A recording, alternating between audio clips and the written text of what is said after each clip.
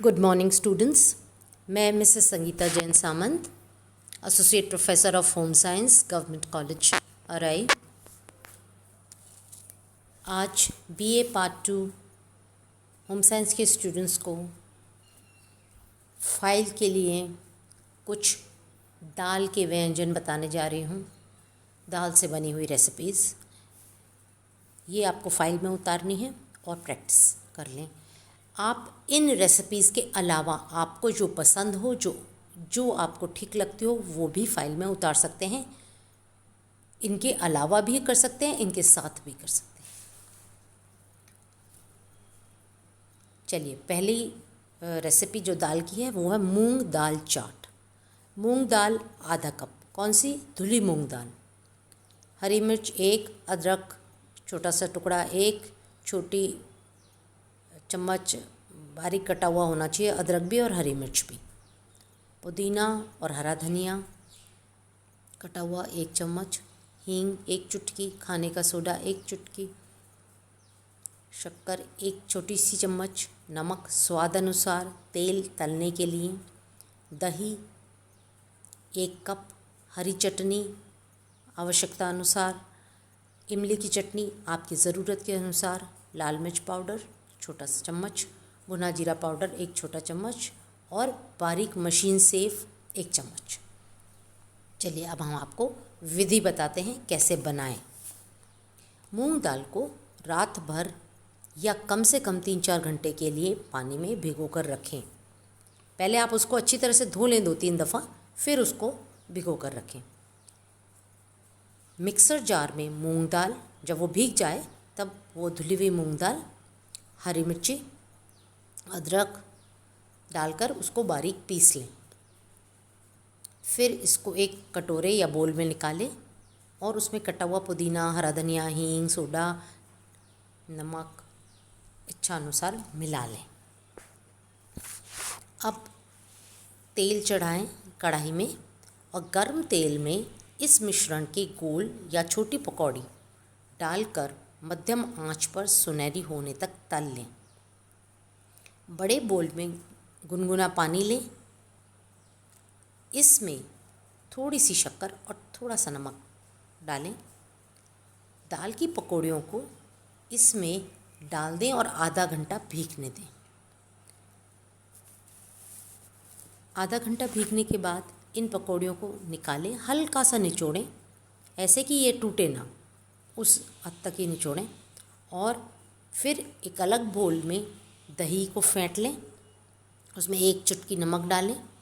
अब पकौड़ियों को अलग अलग कटोरी में रख कर आप थोड़ा फेंटा हुआ दही, जिसमें आपने नमक जीरा जो भी डाला हुआ है वो डालें, थोड़ी लाल चटनी डालें यानी इमली की चटनी, थोड़ी हरी चटनी, फिर उसके ऊपर आप लाल मिर्च पाउडर रख दें, थोड़ा दही डालें और ऊपर से थोड़ा सा ज़ीरा पाउडर डालें और हरा धनिया भी डाल लें। फिर उसके ऊपर बारीक मशीन सेव डाल दें, तो ये आपकी चाट तैयार हो गई। अब कई लोग इसमें क्या है, थोड़ी सी कद्दूकस करी हुई मूली भी डालते हैं पंजाब में अक्सर, और कुछ लोग इसमें प्याज भी डालते हैं बारीक कटा हुआ। तो वो आपकी इच्छा पे डिपेंड करता है कि आप चाट में ये सब चीज़ें डालना चाहते हैं तो डालिए, और आपकी मूंग दाल चाट तैयार है। तो ये हेल्दी भी है, पौष्टिक भी है और टेस्टी तो है ही। तो ये आपकी पहली रेसिपी है मूंग दाल चाट। चलिए, अब हम इसको सेकंड रेसिपी को देखते हैं। बहुत पॉपुलर है, गुजरात की तो खैर बहुत फेमस डिश है, पर अब आजकल सभी लोग इसको बनाने लग गए हैं। वो है खमन। खमन किससे बनता है?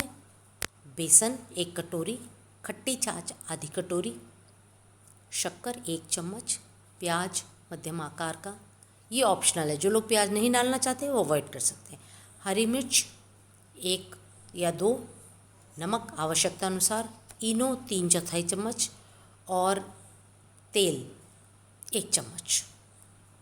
क्या करना है आपको? सबसे पहले बेसन को छाछ में मिक्स करना है, अच्छी तरह से गला लेना है उसको, और उसको खमीर उठने के लिए हम थोड़ा ढक के रख देंगे।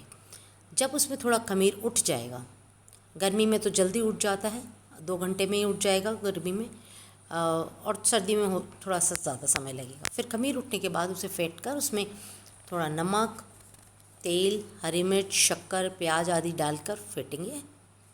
ज़्यादा नहीं फेंटेंगे, थोड़ा ही फेंटेंगे, नहीं तो उसके जो झाग हैं वो थोड़े कम हो जाएंगे। फिर खमन के घोल में हम इनो डालकर उसे किसी भी सांचे में भी डाल सकते हैं। हम चाहें तो एक उभरी हुई प्लेट लेकर के स्टैंड लगा के कढ़ाई में भी उसको पका सकते हैं। तो वह हम पे डिपेंड करता है हमारे पास क्या उपलब्ध साधन है। मान लीजिए आपने एक उसको किसी कटोरे में रखा है या एक उभरी हुई ऊंची प्लेट में रखा है, तो उसको चिकनाट लगाएं, वो घोल को उसमें डाल दें और कढ़ाई में एक स्टैंड रखें, उस पर वो बर्तन रख दें जिसमें आपने घोल डाला है और नीचे पानी डाल दें। स्टैंड के नीचे जो कढ़ाई में पानी डलेगा उसकी स्टीम से आप इसको ढक दें, फिर ये इसकी भाप में पक जाएगा। 10-15 मिनट आपको इसको पकाना है ढक के। चाहे तो आप कुकर में भी ये काम कर सकते हैं। अगर आपके पास बड़ा कुकर है तो कुकर में स्टैंड रखिए, पानी डालिए, फिर वो जो बर्तन है आपका, जो भी कटोरा है, उसको कुकर में रख दीजिए और कुकर की सीटी हटा दीजिए और ये भाप में इस तरह से आप इसको 10-15 मिनट पकने दें। जब ये पक जाए तो इसको थोड़ा ठंडा होने दें, ढक्कन खोल लें, ढक्कन हटा दें और फिर इसको थोड़ा ठंडा होने दें।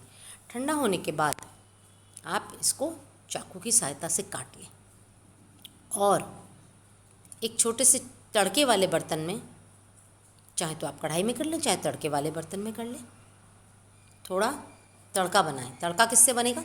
तेल डलेगा, राई डलेगी, कड़ी पत्ता डलेगा, हरी मिर्च डलेगी। ये सब उसमें डलकर तेल में तड़का बनाने के बाद आप उस गरम तेल को खमन के ऊपर डाल दें और 2-5 मिनट ढक दें ताकि उसकी खुशबू उसमें समा जाए और ये आपका खमन तैयार है। खमन अक्सर चटनी के साथ खाया जाता है, तो इसके लिए आप चाहें तो हरी चटनी, मीठी चटनी भी बना सकते हैं। तो ये आपकी है सेकंड रेसिपी और काफ़ी आसान है बनाना और कम समय में बन जाती है और घर में सारी चीज़ें मिल जाती हैं। चलिए अब हम बात करते हैं। हमने जब अन्न की रेसिपीज़ या व्यंजन बनाए थे तब हमने आपको इडली के बारे में बताया था और हमने कहा था हम सांभर के बारे में अगले क्लास में बताएंगे। तो आज हम आपको सांभर के बारे में बताने चाह रहे हैं, तीसरी रेसिपी। सामग्री आपको क्या क्या चाहिए? सांभर अक्सर सब जगह तुअर की दाल यानी अरहर की दाल से बनता है, तो 200 ग्राम अरहर की दाल। अब सांभर में बहुत सारी सब्जियां डलती हैं। अब ये भी आप पे डिपेंड करता है क्या अवेलेबल सब्जियां हैं और क्या आपका टेस्ट है। तो जैसे लौकी है, टमाटर है, बैंगन भी डालते हैं लोग, कद्दू भी डालते हैं उसके अंदर, छोटी वाली प्याज भी डलती है और उसके अलावा उसमें भिंडी भी डालते हैं कुछ लोग टमाटर भी डालते हैं। तो और ड्रम स्टिक्स जो कि सेंजने की फली होती है वह भी कुछ लोग डालते हैं। तो आप देख लीजिएगा आपको क्या क्या सब्जियां अवेलेबल हैं और क्या क्या डालनी है। तो आपको, और छौंके के लिए जो हम लोग इस्तेमाल करते हैं वो घी या तेल, हींग, थोड़ा जीरा, थोड़ी राई और कड़ी पत्ता और सूखी लाल मिर्च, ये स्पेशली यूज़ होता है। और इमली का गूदा तो आपको आता ही है निकालना, हमने पहले भी बताया था। इमली को भिगोकर उसको मसल कर उसका गूदा निकाल के आप तैयार कर सकते हैं। तो चलिए हम आपको बताते हैं सांभर कैसे बनाना है। दाल को आप थोड़ी देर अच्छी तरह से धो लीजिए 2-3 दफ़ा, फिर उसको भिगो दीजिए। आधा घंटा 15 मिनट जितना आपके पास टाइम है उस हिसाब से भिगो लें। जब वो भीग जाए उसके बाद फिर आप दाल को पकने के लिए चढ़ा दें। एक ये तरीका है और कुछ लोग सब्ज़ी के साथ भी पकाते हैं, पर बेहतर होगा आप दाल को अलग पकाएं और उसमें नमक हल्दी डालकर आप पका लें जैसे कि आप नॉर्मल दाल पकाते हैं, पर उतनी ना गलाएं जितनी आप रोज़ाना गलाते हैं, थोड़ी सी कम रखिए। फिर इसमें एक अलग कढ़ाई में थोड़ा सब्जियों को भून लीजिए। जो भी सब्ज़ी आपके पास है उनको थोड़ा सा तेल डालकर, कड़ी पत्ता डालकर, हरी मिर्च डालकर आप भून लीजिए। लाल मिर्च भी सूखी इसी में डाल दीजिए और फिर इसमें थोड़ा सांभर मसाला भी डालिए। ये सारी चीज़ें थोड़ी भुन जाएं तब इनको कुकर में डालिए और फिर कुकर में एक सीटी में ये सब्जियां भी गल जाएंगी और दाल में जो हल्की सी कसर रह गई है वो भी कट जाए आपकी हो जाएगी और आपका सांभर एकदम रेडी हो जाएगा। अगर आपको शौक़ है ऊपर से तड़का डालने का, तो जैसे हम दाल में तड़का डालते हैं तेल, राई, जीरा, कड़ी पत्ता, आप वो तड़का ऊपर से भी डाल सकते हैं और ये आपका सांभर तैयार हो जाएगा। तो ये सांभर आप इडली के साथ, डोसे के साथ, वड़े के साथ सर्व कर सकते हैं। अब ये तो हो गया आपका सांभर। अब नेक्स्ट आपका आता है उड़द की दाल के दही बड़े। देखिए, दही बड़े बहुत ही, जिसको कहना चाहिए, मुंह में पानी आने वाली डिश है।